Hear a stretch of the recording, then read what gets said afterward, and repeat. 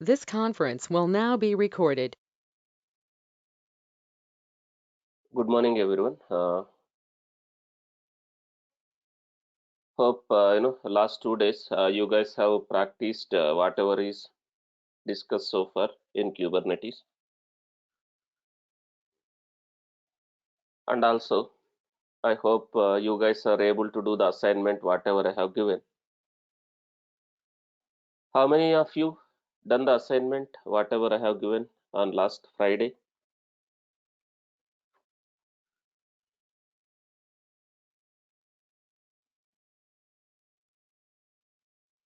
Aravind completed, very good. Bhanuchandra, good, very good. Naresh also done, very good. Seenu also done, good. Any application, that can be any application. I just wanted you to do the CI/CD integration with Jenkins and Kubernetes. Okay. Okay, only 6, 7, 1, 2, 3, 4, 5, 6, 7. Babu also done. Okay. What about rest of the others?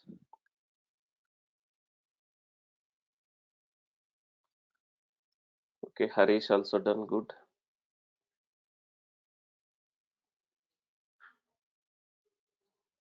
Guys, you will know the importance of that video when you started appearing for the interviews, or when you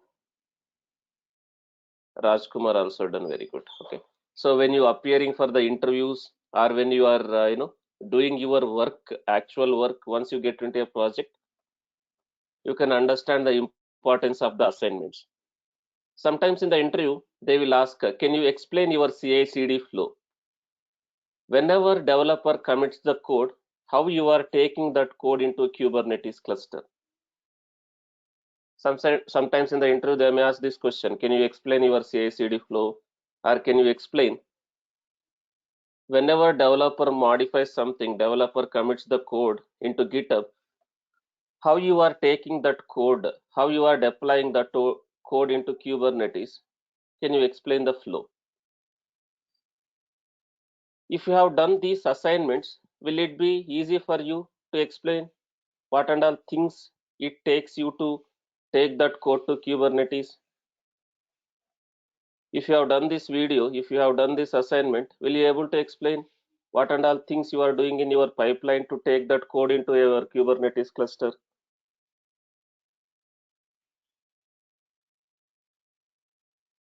It will be easy for you to explain in the interview. You will get a confidence. Yes, I have done this way, this way. That's why assignments are very, very important. Okay. So make sure if you have not done the assignment, try to do the assignments. I am here. I am here to help you whenever you are getting the issues. Whenever I see some messages in the Skype group, based on my availability, I am responding. This is what the issue, do this way, do this way. If you don't do the assignments, if you are not going to utilize these sessions properly, once this batch is done, I may be busy with my work, you might be busy with your own work. Will you able to do later?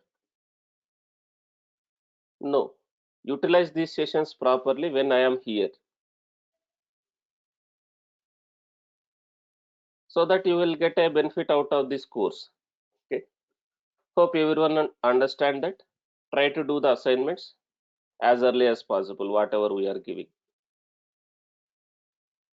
Now, let's proceed to the actual topics. Last Friday, what topic we were discussing? We were discussing deployments in Kubernetes. So in Kubernetes, which is the recommended way to deploy the application?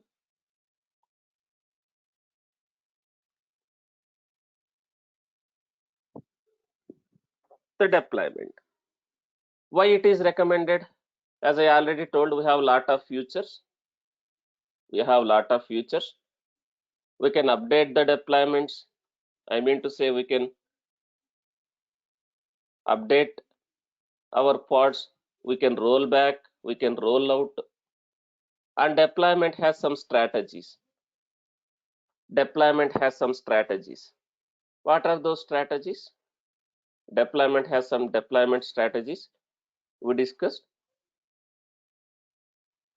So deployment has two types of strategies. One is rolling updates. One is rolling updates. Another one is recreate. Deployment is recommended way to deploy applications in Kubernetes. If I create a deployment, in the background, what it is creating, as I told already, it is creating a replica set. It is creating a replica set. That replica set is managing what? That replica set is managing your pods. Now let's say if there is any change in my code, can I update my deployment? I want to deploy different version of the image. There is a latest code. Now I have this version of the tag. This version of the tag. My pods are running using this version of the tag. The service is routing the traffic to these pods. I have a service.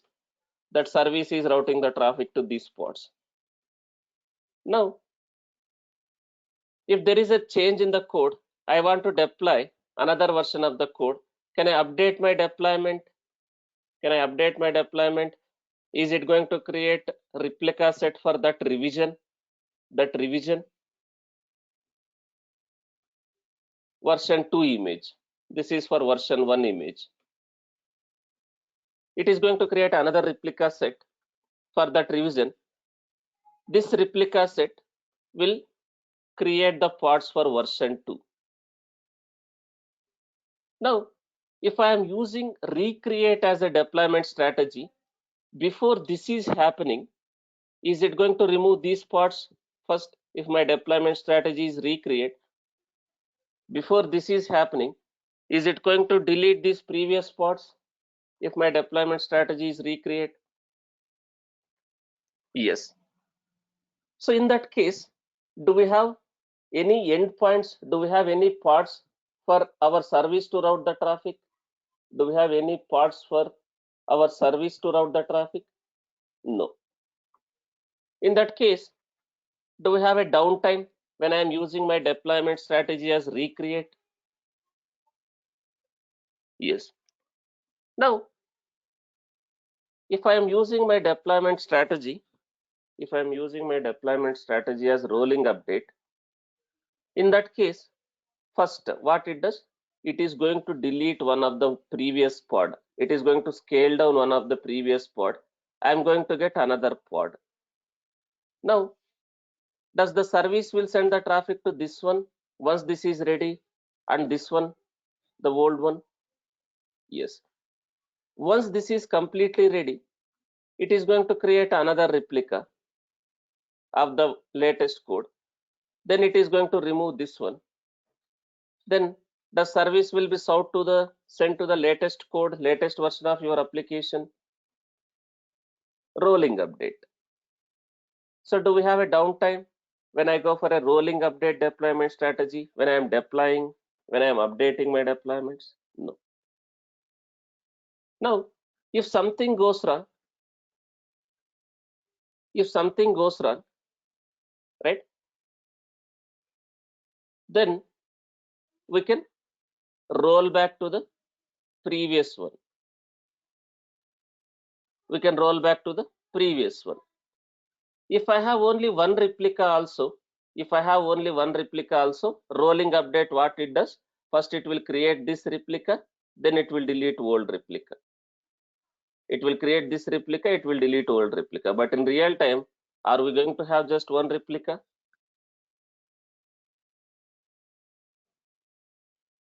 No.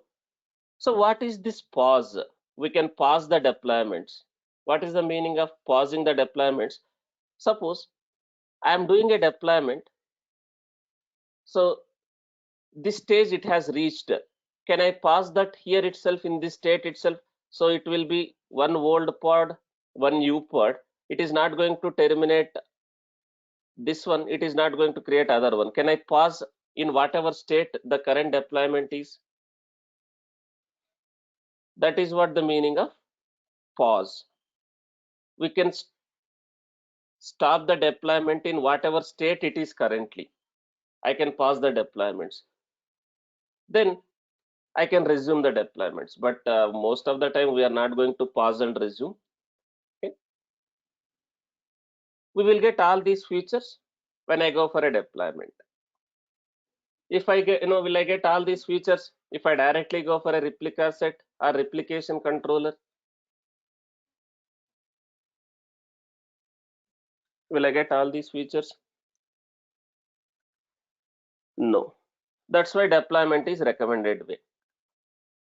Last week, I created a deployment. I updated my deployment also. What type of deployment strategy last week I used? Let me connect to my Ansible, sorry, my Kubernetes machine.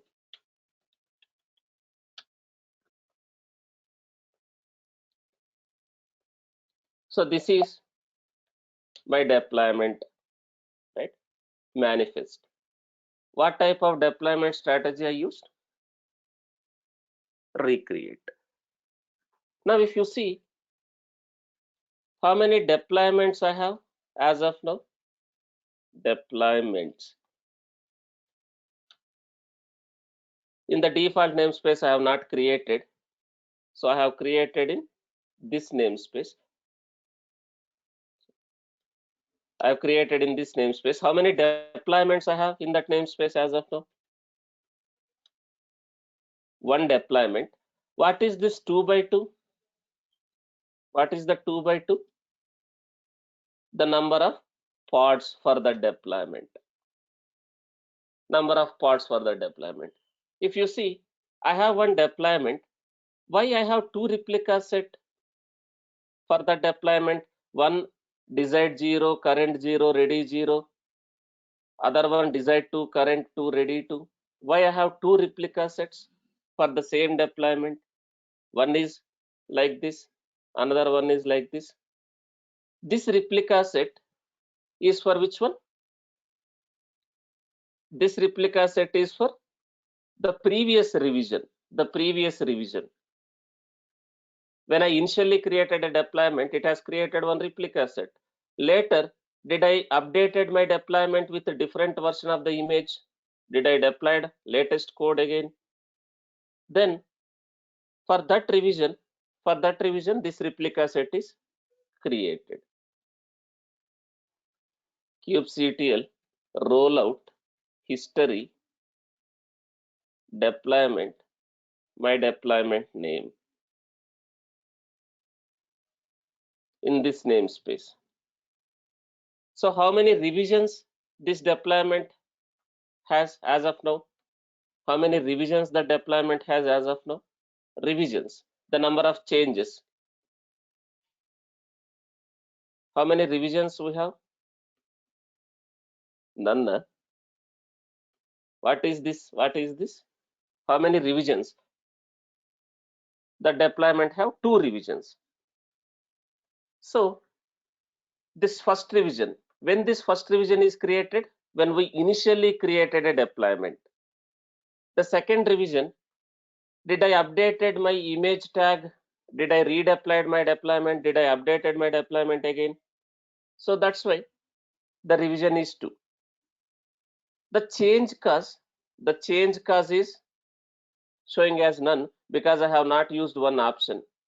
When I am executing any commands like apply command, I can use one option called -record, something like this. I can use one option called, I think it is not there. I can use one option called kubectl apply or whatever it is. That file.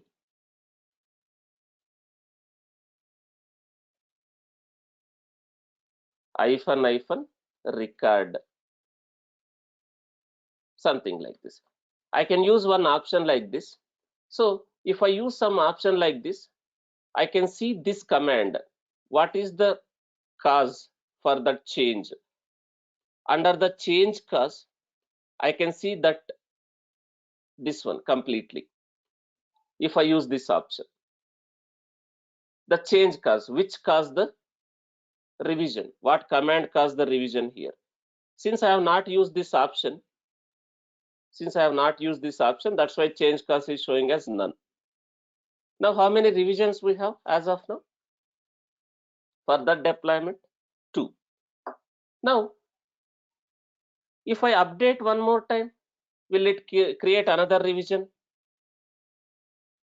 Will it create another revision if I update one more time? Yes. So the revision is like a history, how many times your deployment has been changed. Now let's say I want to see more details about this revision. kubectl rollout history deployment. My deployment name. What is my deployment name? My deployment name is this. Hyphen revision equals to 1. Why I am getting this error now? You should understand. Don't blindly say, sir, I am getting this error. Sir, I am getting this error. Understand. That's why we are here, because this deployment is not in that namespace. The deployment is in this namespace. Now, the first revision, this is the pod template. The first revision, this is the pod template. Did we initially deployed with this one? Our deployment with this one? Now, the second revision, now this is the pod template. So second revision, now these pods are running using which pod template? This pod template. Now the pods are running on using which image? Is it having this image? Is pods are containers are running using this image? Yes. Now, if something goes wrong with this revision, latest code, this image is not working, the code in this image is not working as expected, can I roll back to the previous revision? Can I roll back to the previous revision?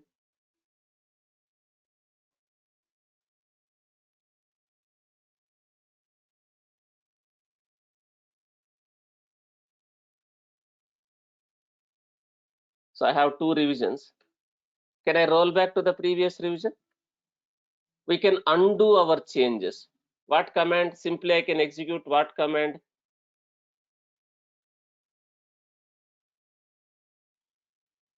I can execute this command, kubectl rollout undo.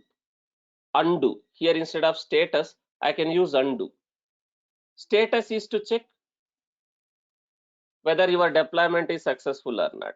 So I can do something like this. Last one, kubectl rollout undo deployment. This is just an example. Deployment name. To which revision you want to go back? To which revision? We can go back, right? So how can I undo the deployment? I can execute something like this. kubectl rollout undo deployment to which revision? Even though I don't mention this revision,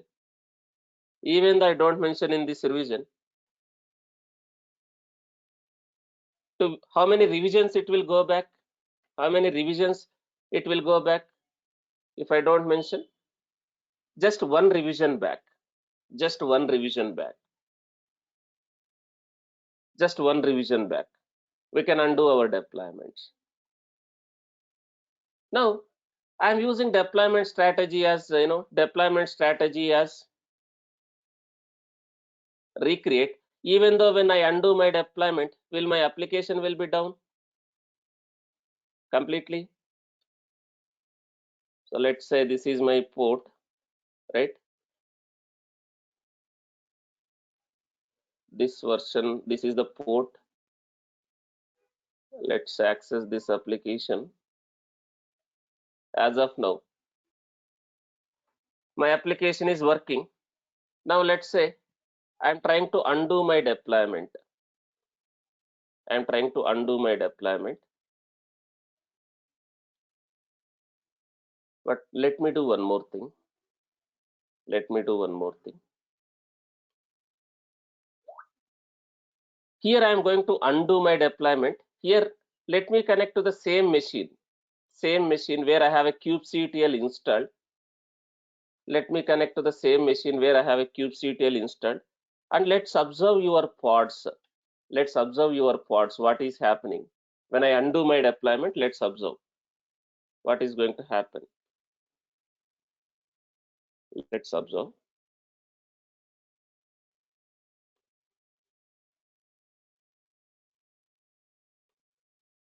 Let me connect to the same machine where I have a kubectl. I'm going to use one command called watch. This is Linux command. I am watching my pods in this namespace. Now I have both pods up and running. This watch command, what this watch command does basically, guys, this watch command will be executed, that this next command, for every 2 seconds. For every 2 seconds, this command will be executed by default. Now let's see. Watch kubectl get pods -n test-ns. Now, as of now, we have 2 pods which are up and running.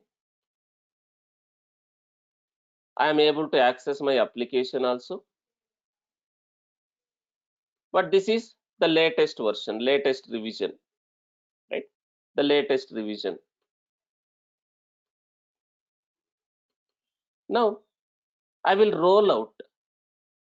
I will roll back to the previous revision. When I roll back, observe here what is going to happen, and here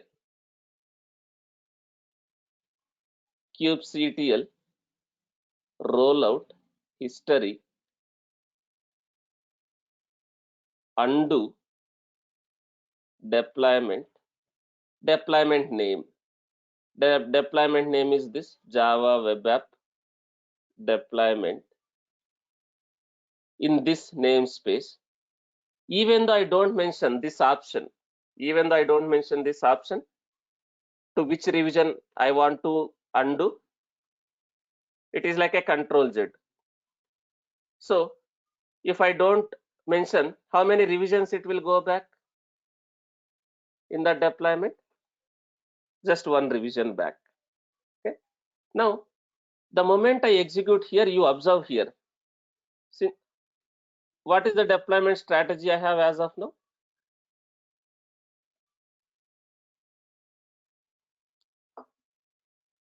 What is the deployment strategy? Recreate. Now let's see this. Okay. kubectl rollout history.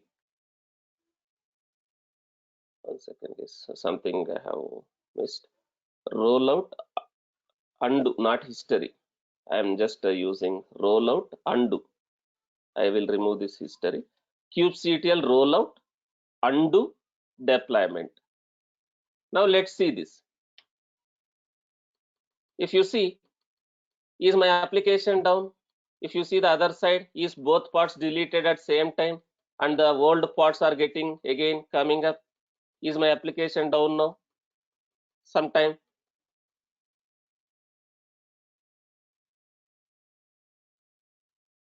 my application is down because of my deployment strategy.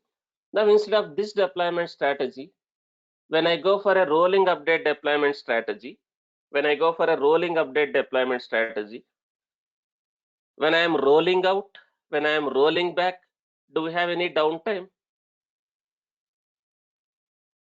When I am rolling out, I mean to say, when I am rolling out in the sense when I am deploying new code, or when I am rolling back, when I am going back to the previous version of the pods, Do we have a downtime? No. Now let me demonstrate that. Let me demonstrate that now.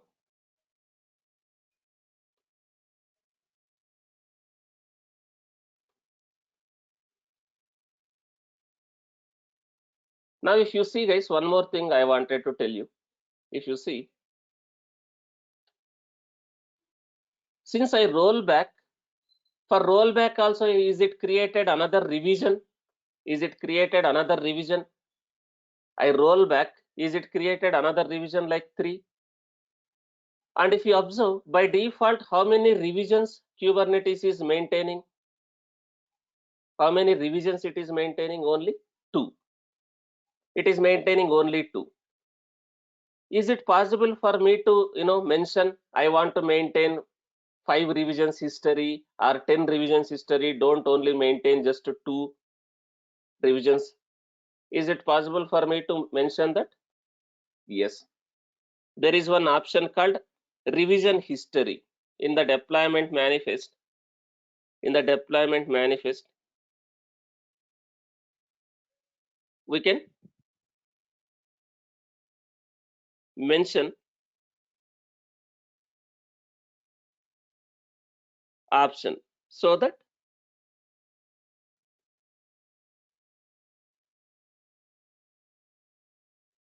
it is going to maintain how many revisions you wanted to maintain. Revision.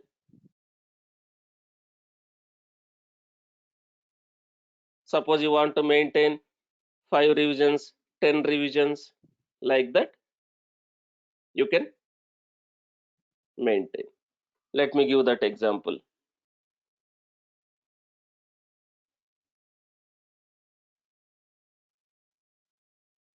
Your use case is saying by default it is maintaining only 2 revisions.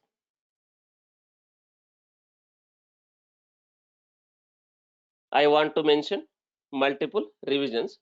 In that case, I can use this option. There is one option here under our deployment specification. Under our deployment specification, I can use one option something like this: revision history limit. Suppose if I say something like this, how many revisions history it will maintain? If I say something like this, 10 revisions history, 10 revisions history, 10 revisions history. You can mention like this. But by default, how many revisions it is only maintaining? By default, only 2 revisions, right? So whether I roll back, whether I roll out, is it going to create a new revision? It is going to create a new revision from the initial revision. Okay? So that is how it works. Now, let me delete this deployment. I wanted to demonstrate rolling updates now. I want to demonstrate rolling update. So let me delete and show from scratch. If I delete the deployment, is it going to delete the replica sets, whatever it is maintaining, those revisions replica sets, and the pods, whatever pods it is maintaining? It is going to delete everything. Now, instead of recreate, let me use my deployment strategy as a rolling update. Now, let me update this one. So here, type. What is my type? I wanted to mention. Even though I don't mention any strategy. What is the default strategy, guys?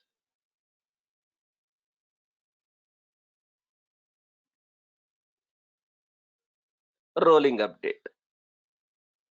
Rolling update. The default strategy is rolling update. But when I'm doing the rolling update, is it going to wait any time, suppose it will create this one, is it going to wait for some time to terminate this one or terminate this one of the old pod? By default it is rolling update, but is it going to wait any time? No, it is not going to wait.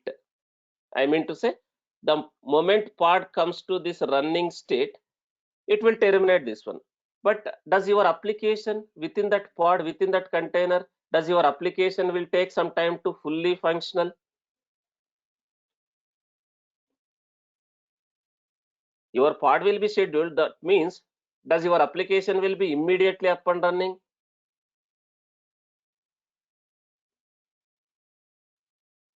So it will create a pod. Your container is started, but let's say your application is loading some data, or your application is loading some data from databases, something like that. Does your application will be taking some time even though pod is scheduled? Even though pod is scheduled, does your application will take some time to fully functional? So if I don't wait, if I don't delay for some time, this will be deleted. This is running, but will it be fully functional? No. In that case, I can use some options like this. I can use some options like this. Something like this. Min ready seconds. Now, once this new pod is scheduled, and created, how many seconds it will wait to terminate this one to this one? As per your min ready seconds you have given here, 30 seconds. So once this is scheduled, it will wait 30 seconds to terminate this one. So by that time, will your application will be ready in this one? If your application is taking more than 30 seconds, can I say 60 seconds here, min ready, minimum ready seconds, 60, 120, 180, whatever? You can give that. That is what the min ready seconds. Now, here I am explicitly mentioning what is my deployment strategy now.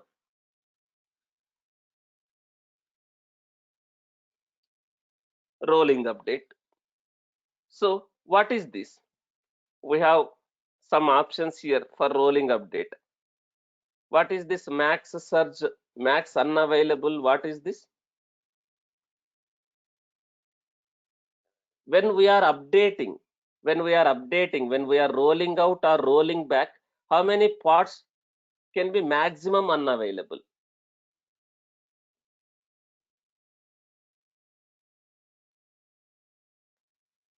How many pods maximum it cannot be available?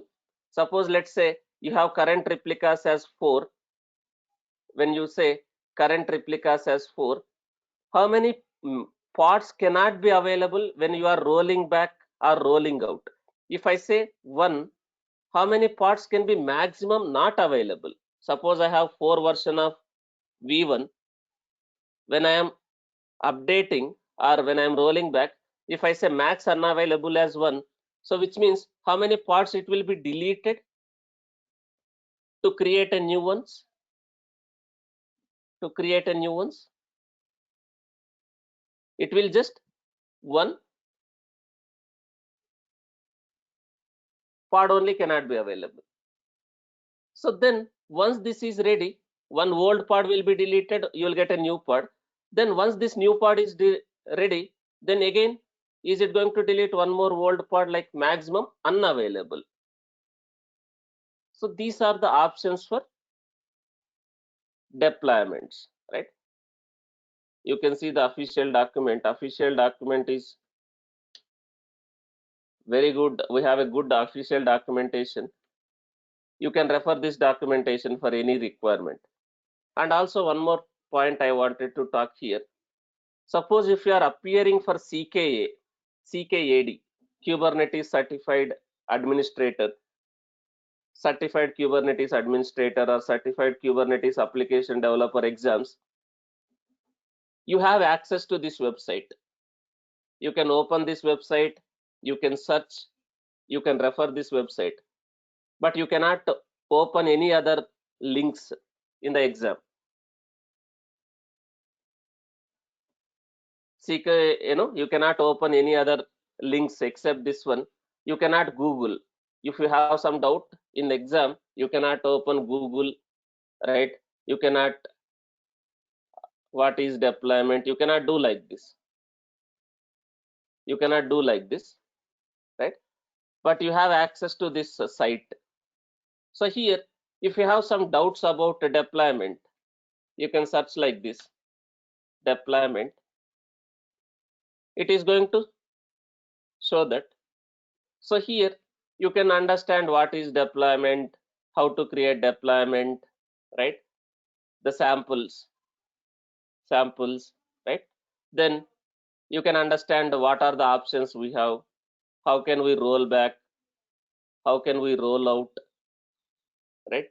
And also what is that max surge, max unavailable. You can go through this website, right? So if you see, all the details has been given here.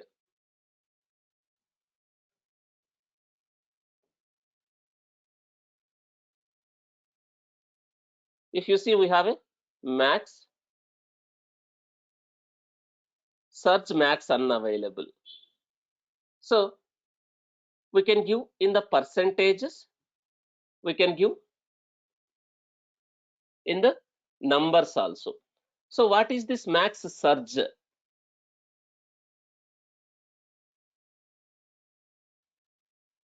How many pods should be created, new pods, and how many unavailable, in the sense how many old, at the any point of time when the rolling update or rolling back is happening, how many overall count, in the overall count, how many pods cannot be available. You can give in the percentages, you can give in the numbers also. So all these details you can see here, right? Now that is what here. Now this min ready seconds, in this phase, how many seconds it will wait before going to the next phase? In this phase, how many seconds it is going to wait before going to this phase? 30 seconds as per that file. Now when I use this deployment strategy, will I able to make sure I don't, will I able to make sure even though I am rolling out, when I am rolling back, I can make sure I have some parts to serve the traffic by using all these options? Can I make sure even though I am updating my deployments, I am rollbacking my deployment, can I make sure still some parts will be available to serve my traffic?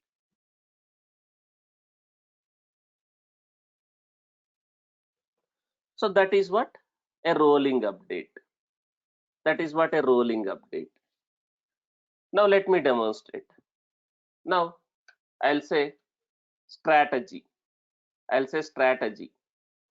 Even though I don't mention default is rolling update, but is it going to consider all these things, or it is going to have some default values? I cannot explicitly say how many I need, how many cannot be unavailable, all those things. So let's say strategy. What is my strategy type?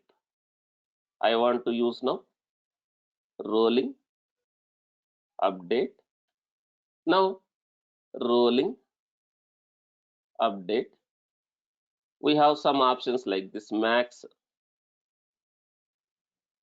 surge, max unavailable. I can give in the percentages also, guys. If I say 50%, so max unavailable 50%. What is my total replicas? 2. So 50% cannot be unavailable. 50% cannot be unavailable, which means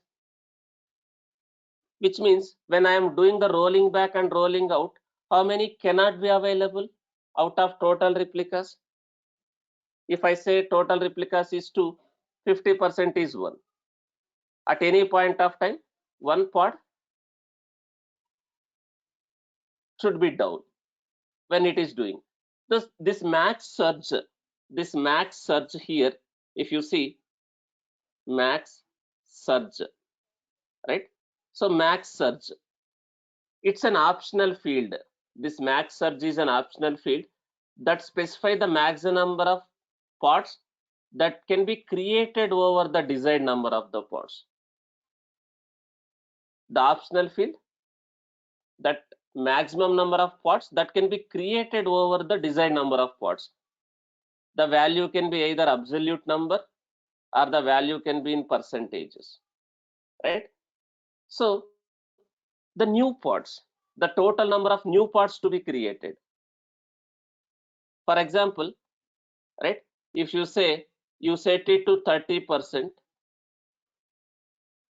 it will immediately start deploying the pods, new pods. So there is going to be some formula in the background. So it is going to calculate how many new pods can be created. But this is optional field. But most important field is what? At any point of time, when I am doing the rolling updates, rolling backs, what is the most important field here? I am least bothered how many new pods will be created. Whether let's create all the replicas of new pods at the same time, I don't bother. But the maximum unavailable pods at any point of time is most important. If I say max unavailable 100%, is it going to be correct? Can I say something like this? It will take value, but is this correct? Is this correct? No. So if something goes wrong, right, it will ignore and continue. So don't give something like this. Based on your use case, you can give this one. Something like this. Max search, I can say something like this.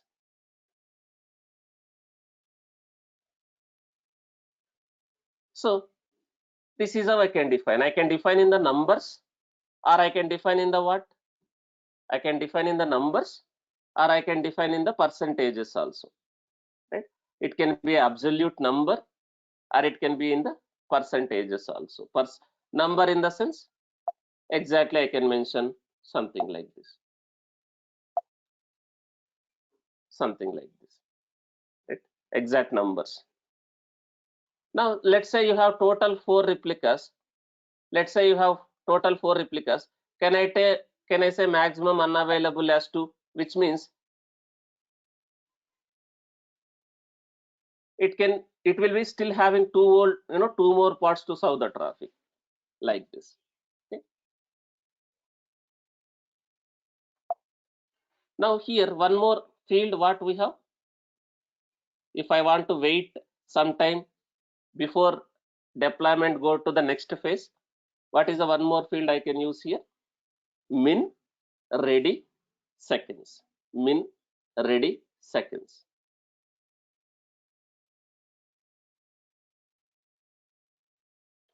Let's say I can say something like this: 30 seconds or 60 seconds. It is in seconds only. It depends on how much how much time your application is taking to fully functional. That is depends on your application startup time. How much time it is application. Your application is going to be fully functional within your pod, within your container. So these are the values we can use. Min ready seconds. Now I deleted completely. Again, when I'm creating this deployment, is those deployment strategies will be considered when I'm creating for the first time? Is those deployment strategies will be considered when you are creating the deployments? Last week also I explained. Is it going to consider that when we are creating a deployments? No. Now let me show that. Let me split this same screen.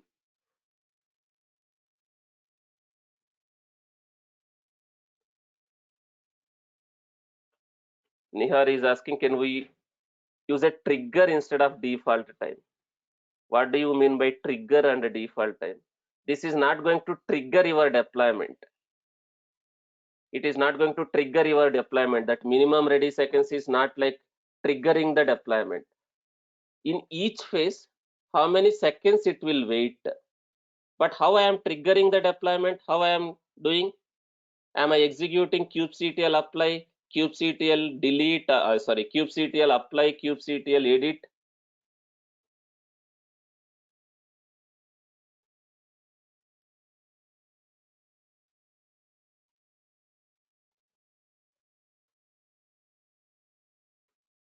So this will be running only, guys. Let's understand what I am trying to say. So it will go to the running state. The pod goes to the running state. Does it mean will your application will be immediately up and running when this pod goes to running state? When the pod is scheduled to the node, when the image is pulled and container is created, it is going to be shown in the running state. But sometimes your application is taking data from database. Even though pod is running, it will need some time to fully up and running. That is what the meaning of uptime. Your container is running, your process is running, but it will take some time to fully functional. So unless until this pod comes to running state, is it going to delete another pod also? Last week also I explained. Suppose this is failed, it has terminated this pod, it has started creating this pod, but this is not coming to the running state. It is in a pending state, or it is in a image pullback of error. In that case, is it going to be terminated, this one? That is already taken care. That is already taken care by Kubernetes. What I am trying to say, waiting period within this pod, if your application takes some time to come up, wait till that much seconds before going to this phase. Before going to this phase, wait those many seconds. Even though this is running, wait for 30 seconds, then only go for this phase. That is what the meaning of minimum ready seconds. Here you see min ready seconds. Again, it's an optional field.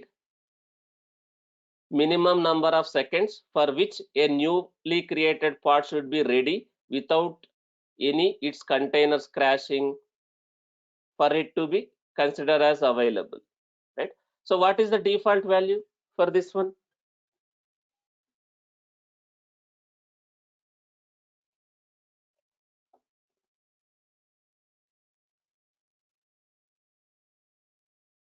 What is the default value of this one?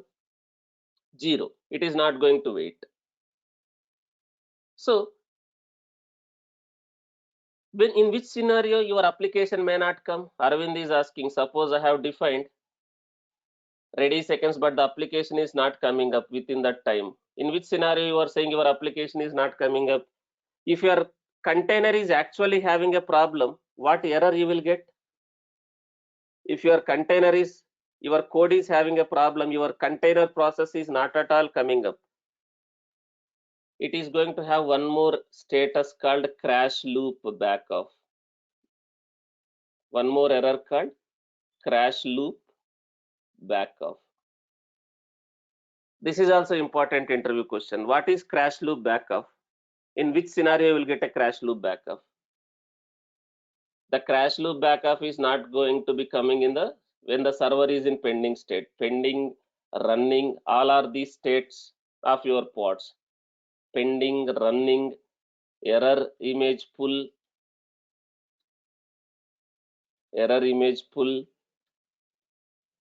image pull back off. Similarly, image pull back off. Similarly, there is a crash loop back off. Pending state, running state. So in which scenario this you will get crash loop back off? Your process is not able to come up successfully. If your process is not able to come up successfully, then you will see this kind of error. In that case, it is not problem with your Kubernetes. There is something wrong within your code. That's why your process, your container process is not at all coming up. So that is kind of a failure again. That is kind of a failure again. Kubernetes will try to start the container. Again, it is not coming up. Again, it is going to start. Kind of a loop, crash loop. So it is expected to be in which state? Running state. The deployment, new version should be expected to be in which state? When it is doing when it is performing this rolling updates, this is expected to be in which state so that it can go to the next state? It can go to the next state. This pod is expected to be in which state so that the deployment will start next phase? It should be in a running state. So I am waiting for 30 seconds to make sure whether this is up and running, whether it is going to crash loop backup, all these things.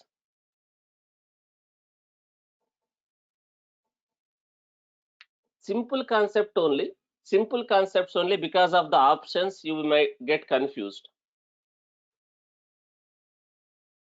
Now let me demonstrate practically. Let me connect to the same machine, guys.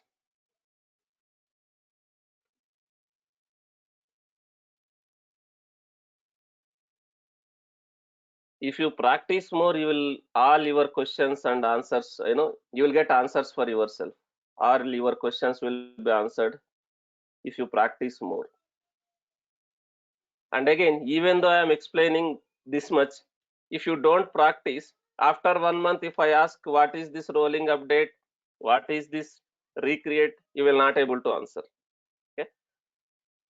Now, if you see, I am just watching my deployments, pods in that namespace. As of now, I don't have anything. I am applying this deployment strategy. I am applying this deployment. If you see, I am creating this deployment initially. Okay, there is a typo, rolling update. There is a typo, unsupported option, this one. So this is the option. We should be in capital letter. Sorry, you should be in capital letter here.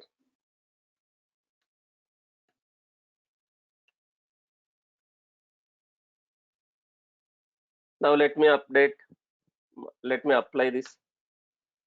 Again, there is something wrong. Rolling update. Did I not changed? Okay. Now if you see, for the first time, is it created like this? Is those deployment strategies considered? When there is no deployment, you are creating a deployment. Is those deployment strategies are considered when you are creating for the first time? No. Now I have a deployment.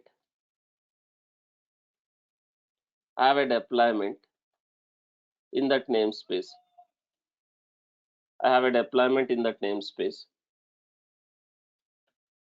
Now how many revisions I have as of now? Only one. How to see the revisions? kubectl rollout. If you want to see the status, you can see the status like this. Deployment, the deployment name. So the deployment is successful. We can see the status. Similarly, the way you can see the status, can I see the history? How many revisions has happened?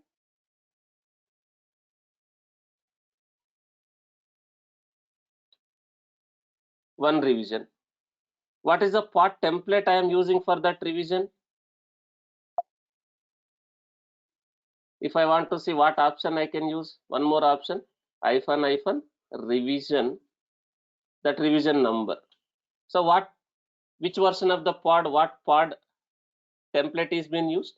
Now these pods are running out of which image? Within the pod there is one container. That container is running out of which image? This one. This one, right? Now, where all this information is being maintained, the deployment information, how many revisions it has, what are the pod templates it has, Kubernetes is maintaining all this information where? etcd, right? So from there we are just seeing. Now let's say there is another version of the image. There is another version of the image. I want to deploy that latest code. Can I do without downtime now? Let's say, what is this repository I'm using? Java web app. Let's say this one. Let's say I have this version of the image to be deployed. Let's say I want to have this version of the image to be deployed without downtime. Can I do that now? Without downtime, I want to deploy the latest image, another version of the image, new code. Now I can deploy. How can I update? Can I update the manifest and apply? Can I update the manifest and apply again? Can I update that manifest and apply again? Here, like this. Here I can update and do that, apply again. Otherwise, from the command itself, will I able to set imperatively? Can I update my deployment? Something like this, kubectl set image deployment, your deployment name, your container name, which container you want to update the image, your image and a tag. Can I do something like this also imperatively? I can update my deployment. I can update a image for the container of my deployment using imperatively also. Otherwise, I can update my manifest file like this and I can apply. When I am applying, let's see what is going to happen here. And also let's see what is happening in our application also.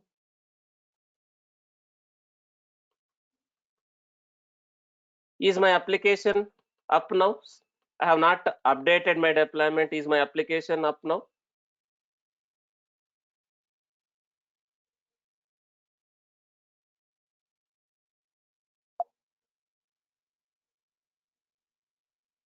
Is my application up now? Yes. Now let me update my deployment. Something like this. I am applying kubectl apply -f the deployment rolling update. What is this option? As I already told, if I use record equals to true, is this command will be shown when I see the revision history under the change cause? Can I see this one? When I see the revision history, can I see the change cause as this command when I use this -- record? Yes. Now let me show that. Guys, you observe when I'm executing this one, what is happening here, and also see is our application will be down. Okay. The true, there is a typo. Now if you see, is my application is down? Is my application is down when I am updating the deployment? So one of the old pod is deleted. Is it created new pods? Is it created new pods? Is it created new pods? Do I still have one of the old pod? Do I still have one of the old pod? These are created 30 seconds ago. Do I still have one of the old pod? Now, even though this is running, why it is not terminating this one? What is the That ready seconds I have given, min ready seconds 30 seconds. If there is a really problem in these pods will not become to running state. If these pods not become to running state, will it be terminated after that? After 60 seconds, is it going to be terminated, this old pod? If the pods not coming to the running state, if the pods not coming to the running state, no. Now, since both are running after some time, after 60 seconds sometime, is our old pod got deleted?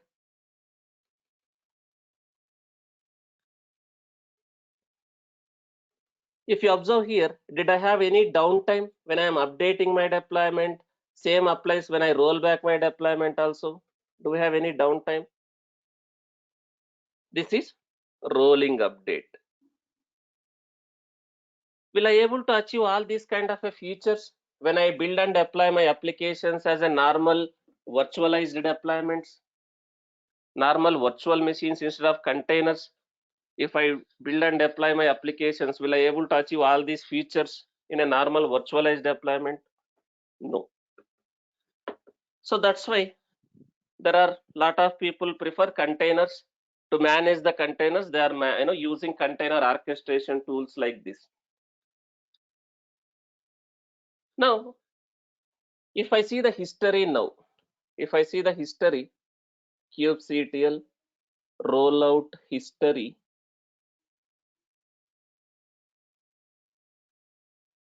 can I see the change cause? Since I use this option -- record, can I see the change cause?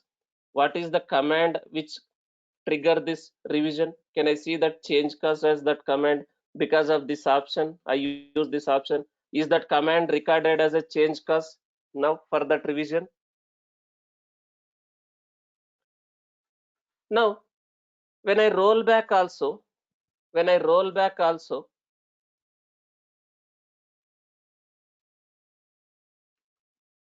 if I use that option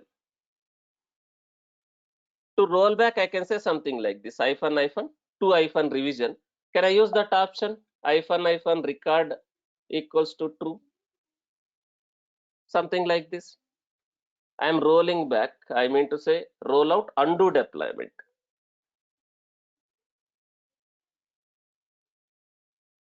Rollout undo deployment. Now, since I have updated the default that history version to be maintained as 10, now can I see 1, 2, 3 also, third one also?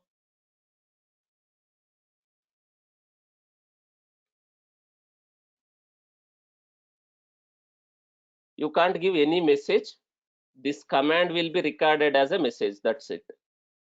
It is not like your Git where you can give some message. That is different. This is different. So this is going to be recorded as a cause under that. Now, for this one, it is not taking. Only for apply it is taking. Let's leave it. Now, if you see, when I roll back also, is my application is down? Is my application is down? Do you see still one of the old pod running? One of the old pod running, and this will be terminated after how many seconds? As per our manifest, 60. I have given as 60 minimum ready seconds.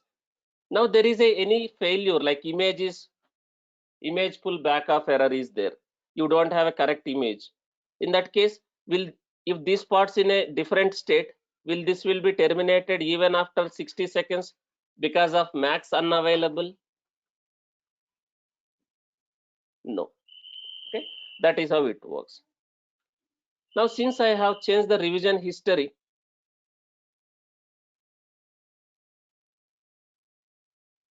this is the command, guys, to undo the deployment. That is what we call it as a rollback. Undo deployment is called it as a rollback. Whenever I'm changing the latest thing, that is called as a rollout. I am rolling out the changes. This undo deployment is nothing but rollback only. This is the command to roll back.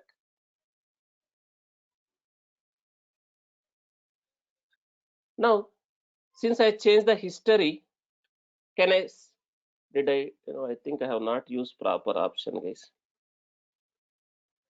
It should be maintained 1, 2, 3 also. I think I have not used proper options.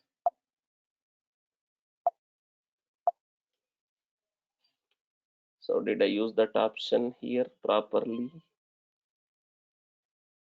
Revision history limit.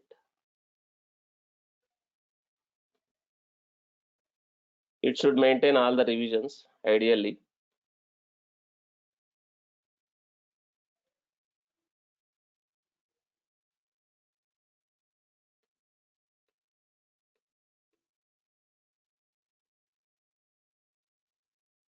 There might be some typo. It is correct option only. Something like this, revision history. You try once, okay? That is fine. This revision history limit, you try once. I think there is some typo, you can note that. Now, we have a rolling updates and recreate as a deployment strategy. Similarly, like this, there is a altogether different approach, that is, we call it as a blue-green deployment. Blue-green deployments. Anyone heard about blue-green deployments? What is blue-green deployment?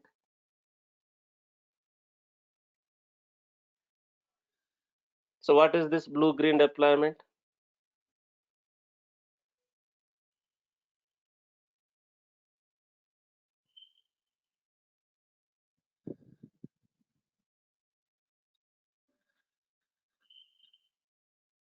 One minute, guys. I'll be back. Try to answer what is blue-green deployment. If you know, I'll be coming and discussing after 1 minute.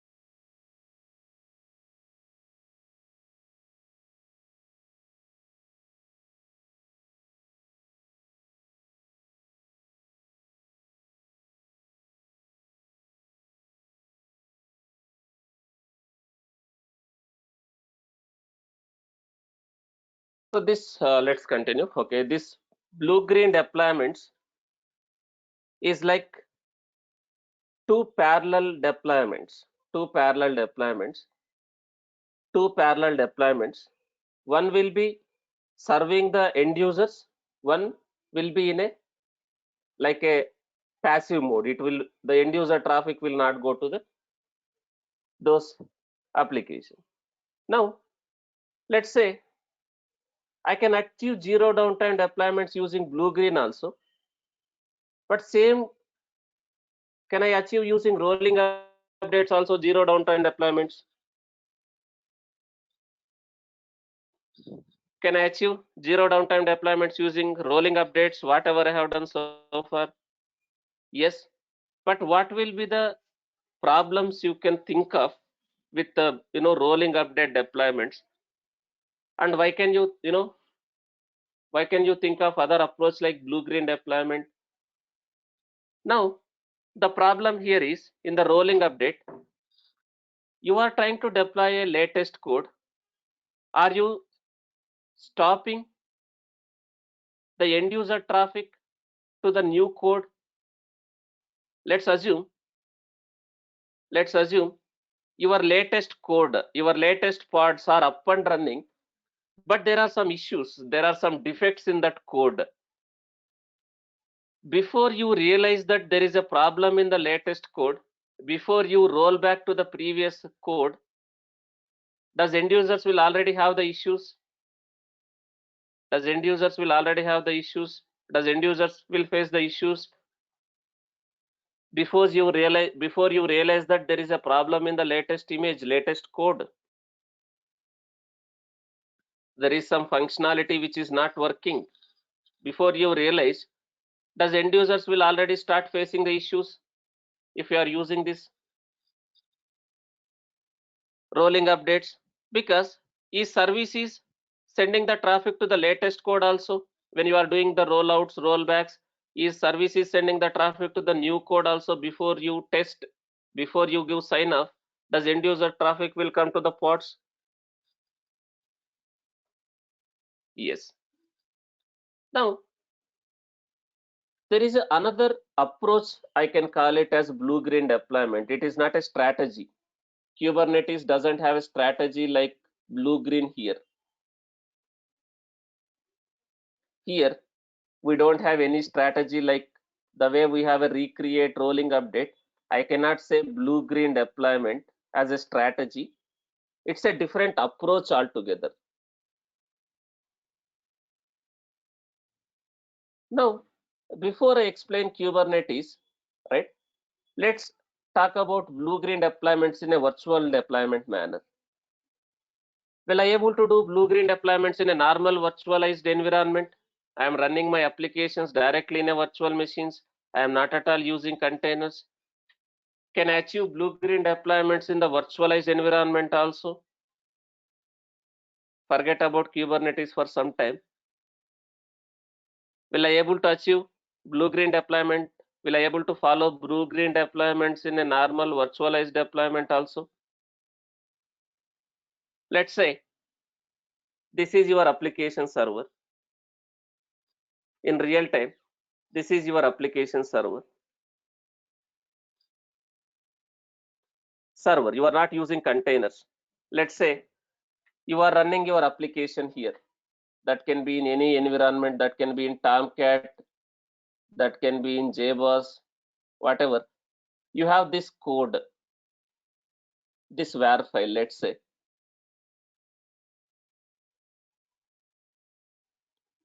Your initial code. So these are your application servers. In real time, all these applications will be served via what? Served via load balancer, right? We have a load balancer here. So these end users will access via load balancer. That load balancer is sending the traffic. To these servers. Now, there is a change in my latest code in a virtual deployment. Now, if I want to do it with downtime, for time being, can I ask my load balancer to return some static response? I can configure my load balancer to return application, some static page. Application is in maintenance window.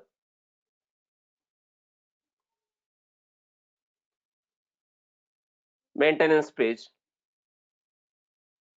Application is in a maintenance window for so and so time. Then can I stop sending the traffic to these servers from my load balancer? If I have to do the downtime deployment, I will stop sending the traffic to these servers. from my load balancer, I will return the static response. Can I do this?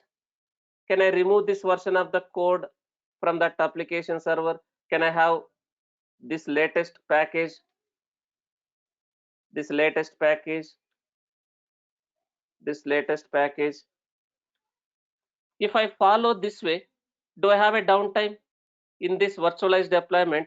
Do I have a downtime if I stop sending the traffic to these servers? And if I do the deployments, I will have a downtime.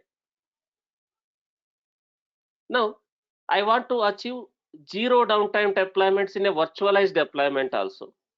Zero downtime deployments in a virtualized deployment also. In that case, I can follow one approach called blue-green deployment.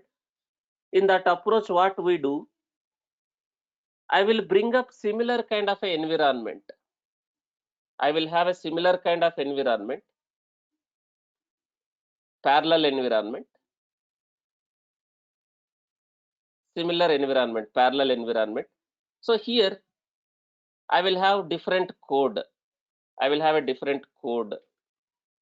I mean to say latest version.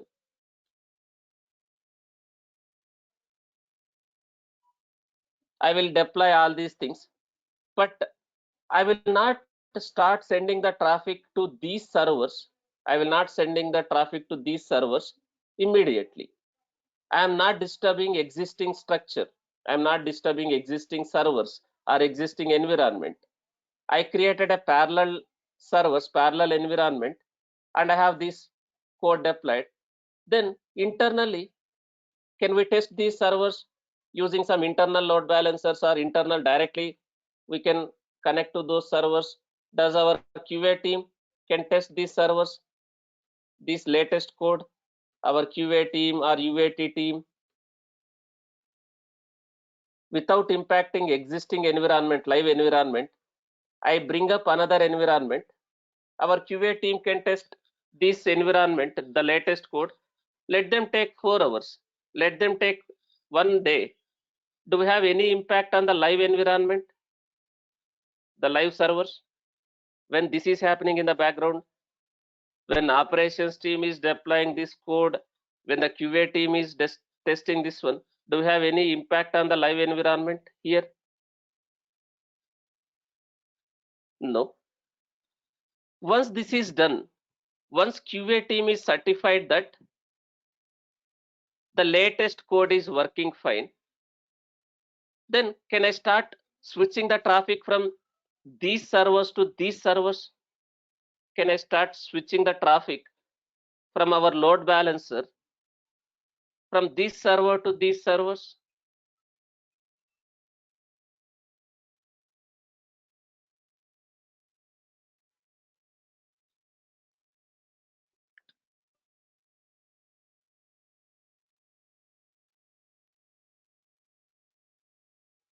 So this is kind of a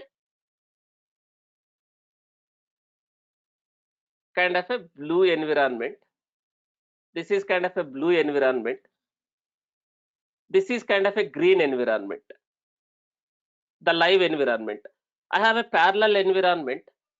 Once our team certified that all the codes are working fine. So all the codes are working fine. Then can I make this as a green? Green in the sense I can start sending the traffic to these servers. Now, do I need to worry whether my latest code works or not? Do I have any defects in the latest code? If I follow this approach, do I need to worry whether this code works or not? Because already we verified, already our QA team has verified that there is no issue. Now, we are just switching the traffic from this environment to this environment. Switching the traffic will happen in a fraction of seconds or fraction of minutes. Maybe hardly within 1 minute, can I change my load balancer proxy rules? Instead of routing the traffic to these servers, start routing the traffic to these servers. If it is a normal Nginx, normal HA proxy, I can update my reverse proxy rules. If it is a AWS load balancer, can I just update my target groups? I will create a different target group for this environment. I'll create a different target group for this environment. In AWS, can I go to the, that AWS CLB? Can I update my target groups? Start sending the traffic to this target group. It will be a fraction of seconds. We can switch the traffic.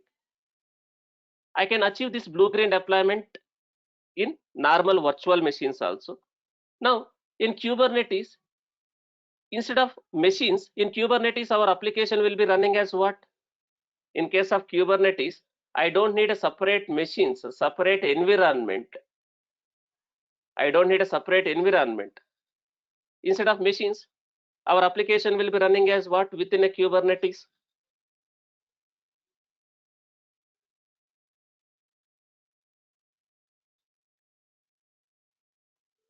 Pods.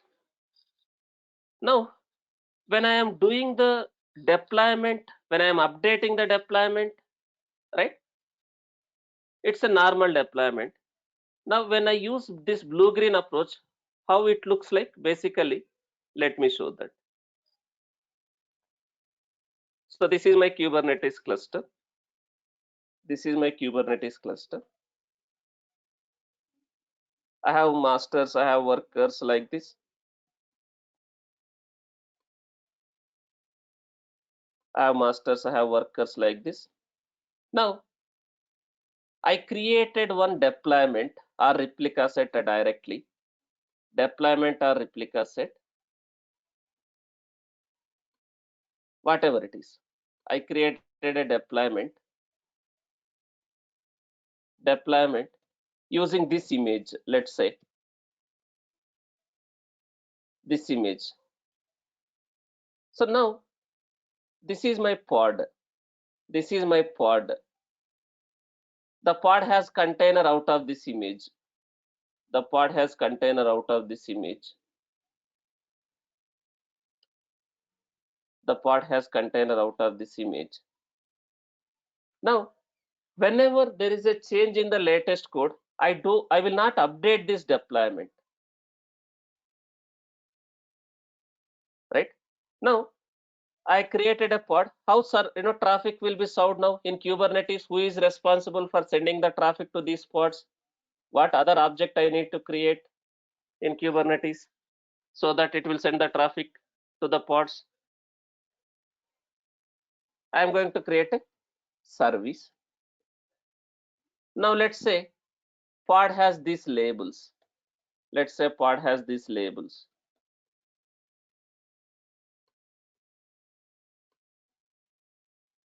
Let's say pod has these labels.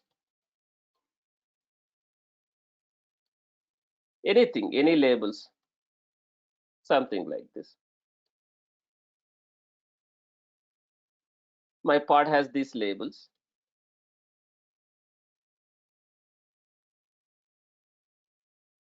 My pod has these labels. Here in service, if I have a selector like this,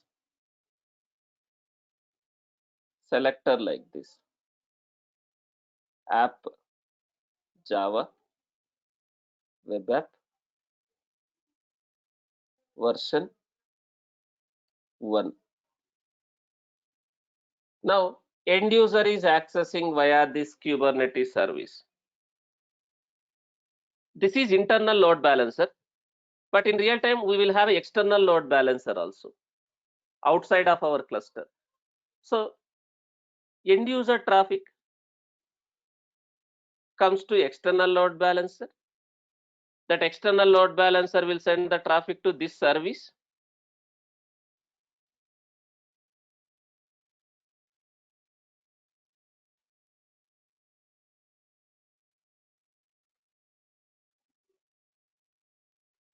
Connect, external traffic to this service. This service will start sending the traffic to these pods. This service will start sending the traffic to pods. Now, Instead of updating this deployment, I am not disturbing this deployment. Parallelly, can I create another deployment?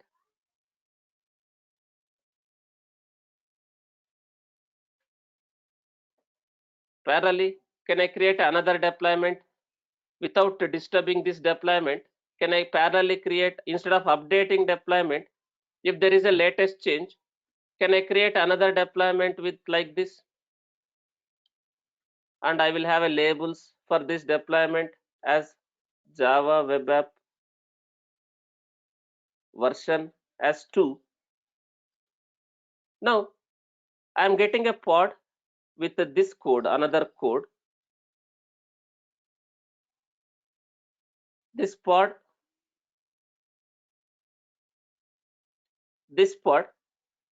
and this pod will have different labels. I mean to say like this 2, 2.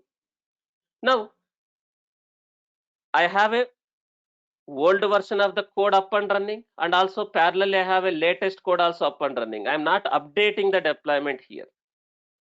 Now, does this service, the end user traffic, does this service will route the traffic to these pods because of the labels and selectors you see here? Service has selector like this. Does this service will start sending the traffic to this pod even though the latest pods are running? Is it going to send the traffic to this pod?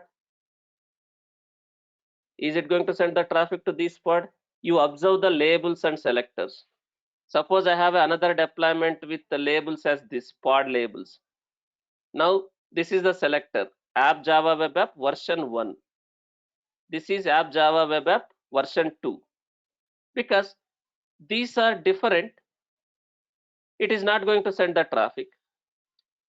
Your live environment is not disturbed. In the background, our QA team or UAT team, can they test the latest deployment in the background, whether this latest code is working or not? Do we have any defects? Can the QA team run the sanity or regression on this latest code, whether they are working or not? Once they certify this, the latest deployment is working, how can I switch the traffic from the old deployment to the new deployment? What needs to be done so that it will start sending the traffic? It will start sending the traffic from these pods to these pods. What can be done?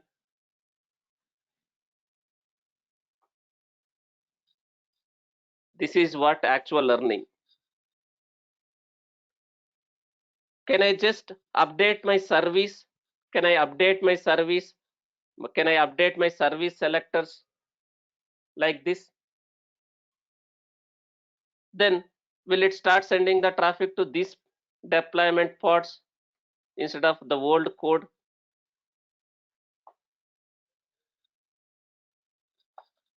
Then can I safely delete this complete deployment without worrying about whether this code works or not?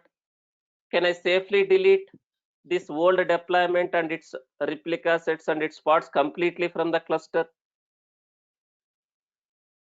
without worrying that whether the latest code works or not? Can I safely delete? Yes, we can do this. We no need to worry because this is already certified. This is already certified. It is working. But here, do I need to have a 2 versions of the applications up and running for some time? 2 versions of the same application up and running for some time? If I follow this blue-green deployments, do I need to have a 2 versions of the same application running for some time? In this case, do I need more resources in my cluster?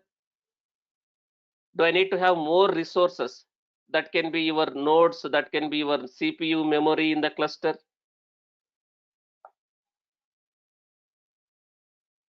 Without having more resources, can I plan this blue-green approach in this cluster? If I plan, will the old code, will the live environment also will be impacted? if I don't properly plan the infrastructure, my resources in the cluster, is it going to impact your live environment also? Even though end user traffic is not going to live environment, sorry, this one, but because of these pods, does your live environment also will be impacted if you don't properly utilize your CPU memory? If this parts is taking more CPU, more memory, then does this parts will run out of CPU memory? If you don't properly utilize, right, then these actual parts also will get impacted. So if you want to go for a blue-green deployment, do you need to have a sufficient infrastructure, sufficient resources to plan these blue-green deployments? Without doing that, you cannot plan for a blue-green deployment. In Kubernetes also, in Kubernetes also, can I use this blue-green deployment process by creating a different version of deployments, by changing the services, by updating the services? Can I switch the traffic? And switching the traffic from old pods to the new pods. This is what blue-green deployment. But do we have a direct strategy like this? We have a recreate rolling update. Can I directly have like blue-green here? No.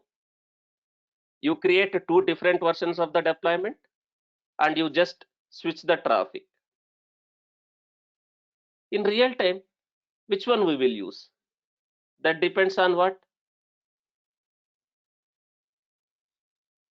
In real time, which one we will use? That depends on what again? That depends on client to client, project to project. The way we have a blue-green, there is one more concept called canary deployment. What is the meaning of canary deployment?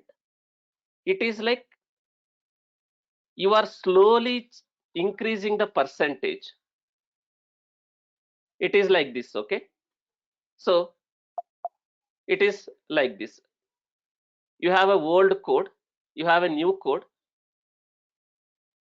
You will start sending the traffic to your latest code, some percentage. Let's say 10% of the code, 10% of the request, I want to send the traffic to the latest code. You are slowly injecting.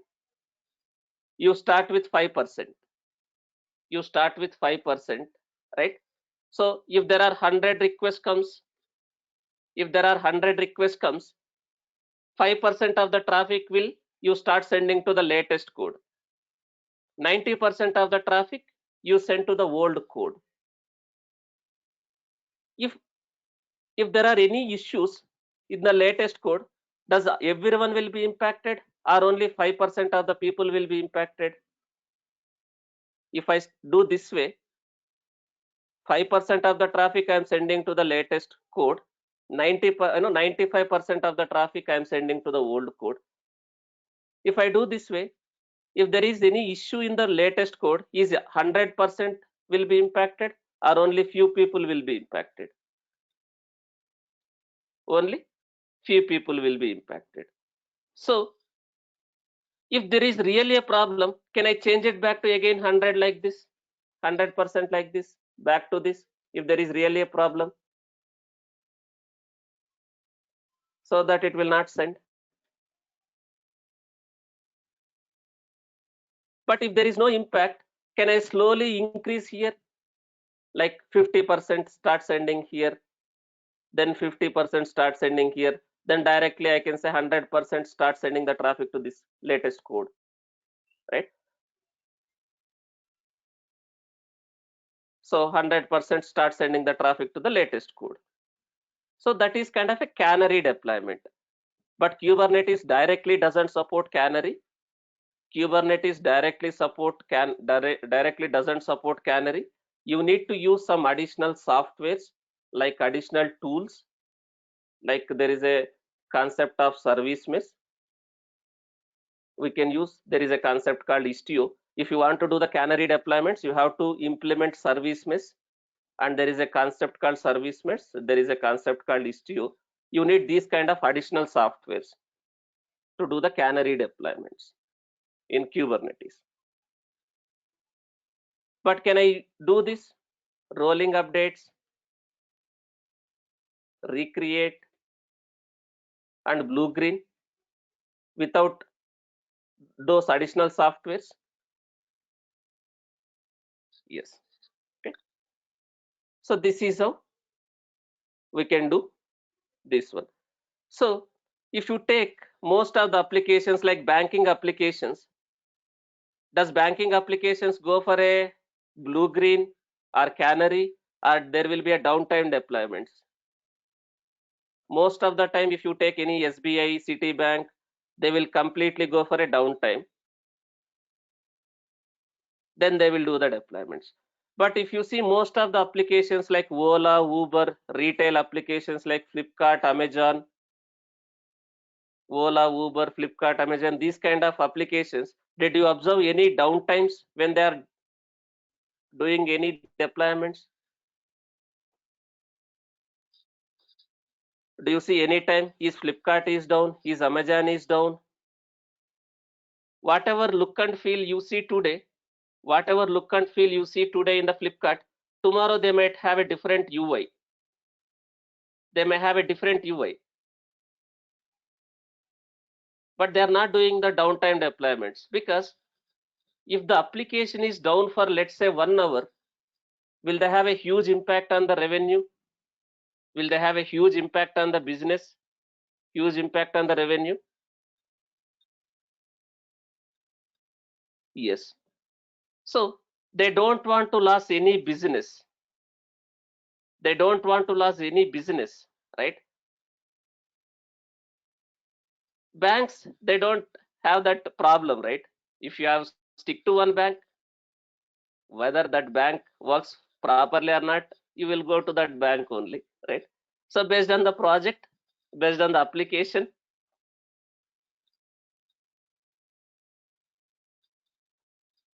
based on the application, based on their requirement, we go for a this kind of a deployment strategy. Okay.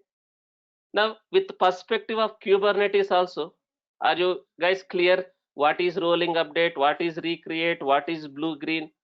If I really want to implement all these things, will I able to do within Kubernetes?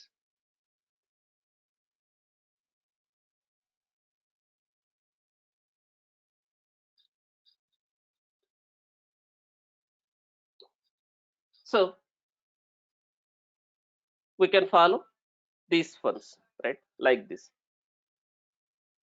In migration also, it no need to be, right? Migration in the sense, suppose they are trying to go for a virtualized deployment to containerized deployment. Let's say migration in the sense, Ola is using virtualized deployment. They want to migrate to the containerized approach. Now, this virtualized deployment will be functioning.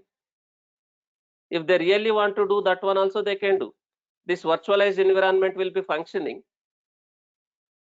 In the parallelly, they can have those Kubernetes clusters set up. They can deploy their applications in Kubernetes and all those stuff, right?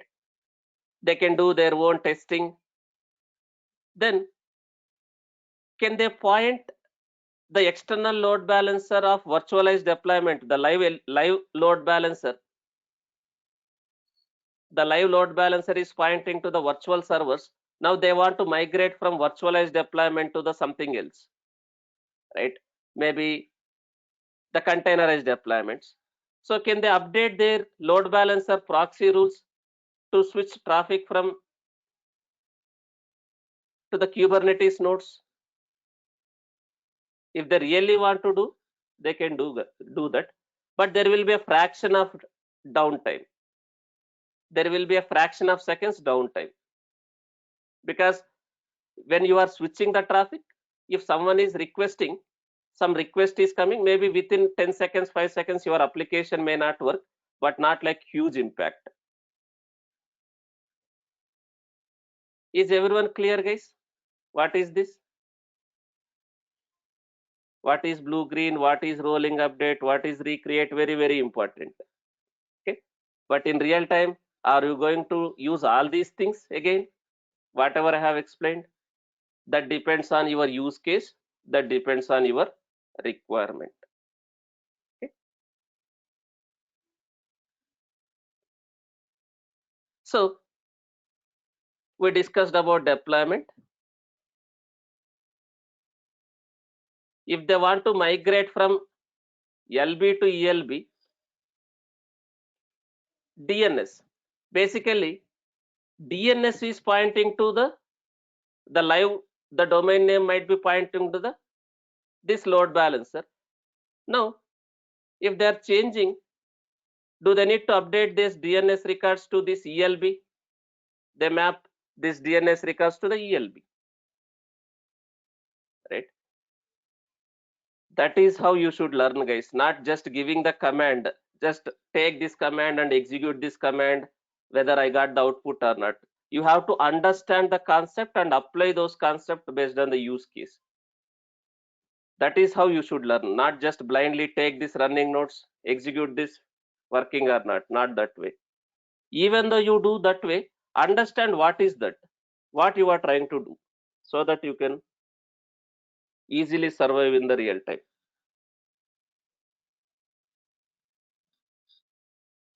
Okay, guys. Next class, I'll try to continue HPA. So far, how we are trying to scale in Kubernetes, whether it's a deployment, whether it's a replica set or replication control, or what type of scaling we have done.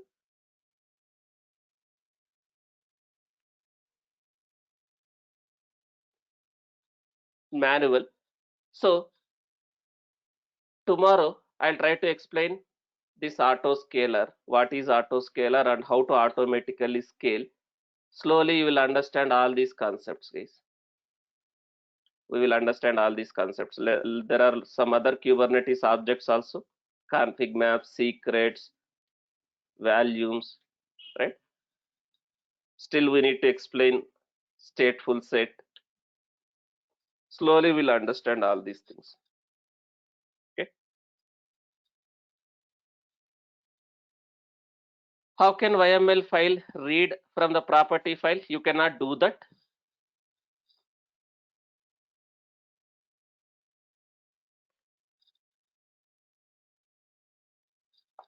You cannot read directly from property file. For that one, there is another concept called Helm.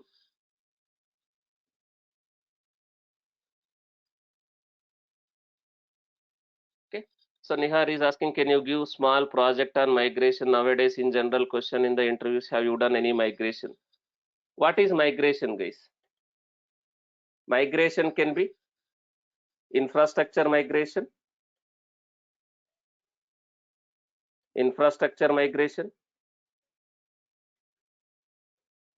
first, otherwise application migration. In case of infrastructure migration, what is infrastructure migration? Let's say all my applications are running in on-prem data center. All my applications are running in on-prem data center. So I have my servers, I have my load balancers, I have my data, I have everything in my own data center. Now, client is saying, I want to migrate from on-prem to the cloud. Let's say they said cloud. In the cloud, do I need to create a required services? Now, do I need to create required services like network? If you want to create networks in cloud, what service you need to use? First, do I need to create a VPC?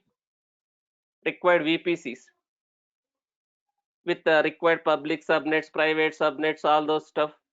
Then, do I need to bring my servers in AWS?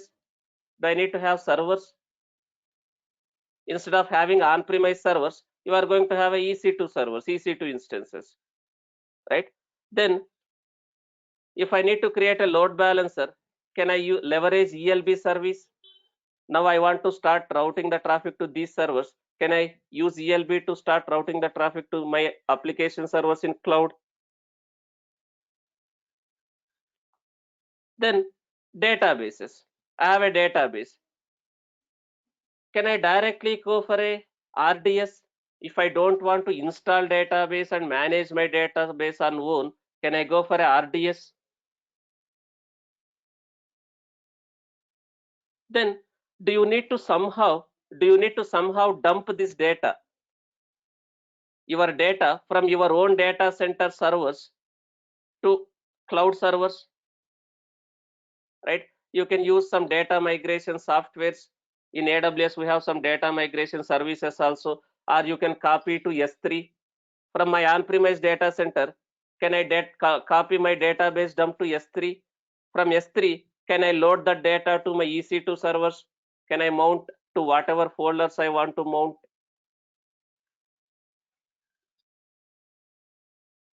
So this is infrastructure migration. This is infrastructure migration. But are you guys going to get these kind of a complex requirements if you are just 3 to 4 years of resource as a DevOps engineer?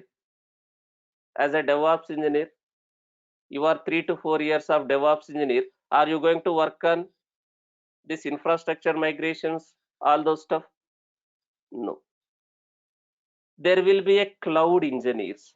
There will be another role called cloud engineer. Who are cloud engineers basically? The guys who knows in and out of cloud services. The guy who knows in and out of cloud services. Cloud engineer. Do they need to worry about how you will implement the DevOps? How you will implement DevOps, CI/CD? Do they need to worry about what DevOps engineer does? No.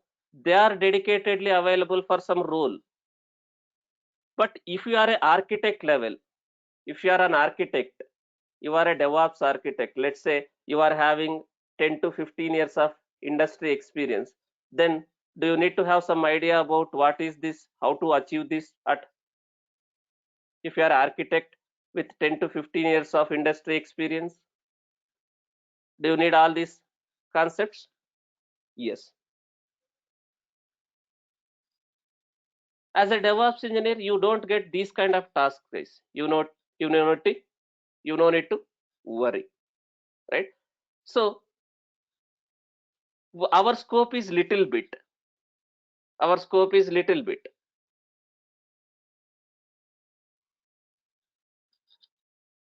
Here, I am not covering everything whatever is there in the IT. So here we are covering only one area, that is DevOps, right? DevOps has lot of roles: network engineers, storage engineers, cloud engineers, right? SRE. DevOps is like one root. Under that there are lot of umbrellas. Okay, so you no need to worry everything whatever we are discussing here.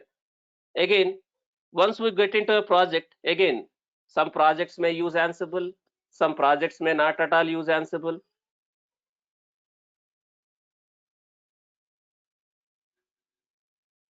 Some projects may use different tools, right? Based on a use case, you need to learn all these things. So application migration, what is the meaning of application migration? Let's say as of now, they are running in a normal virtualized deployment. They are running in a normal virtualized deployment, monolithic architecture. Then they want to migrate to microservices and containers. Then does the developer need to start working on this, changing the monolithic to microservices? Once they switch to microservices, do we need to support them by creating a Docker files, whatever is required for them? Do we need to support them how deployment works in Kubernetes, how to create a containers, what is volumes, what is clusters? As a DevOps engineer, do we need to support them whatever requires from infrastructure standpoint? Yes.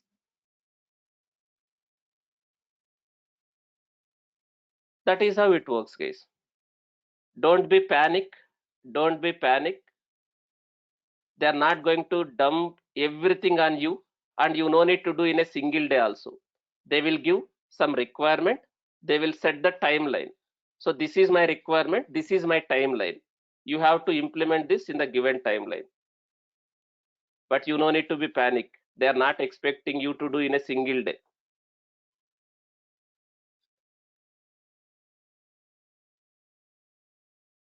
So EKS I am covering, I am not covering Fargate. EKS I am covering Helm. I am covering EKS, I am covering Helm also, not Fargate. Okay.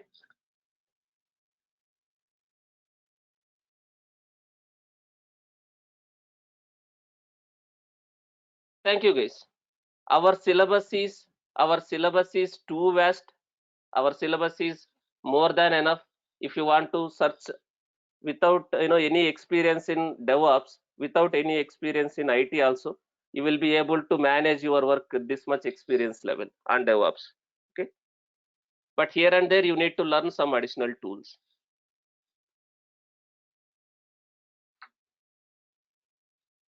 I already told guys, Prometheus and Grafana also will be covered. I will explain Prometheus and Grafana also. Okay.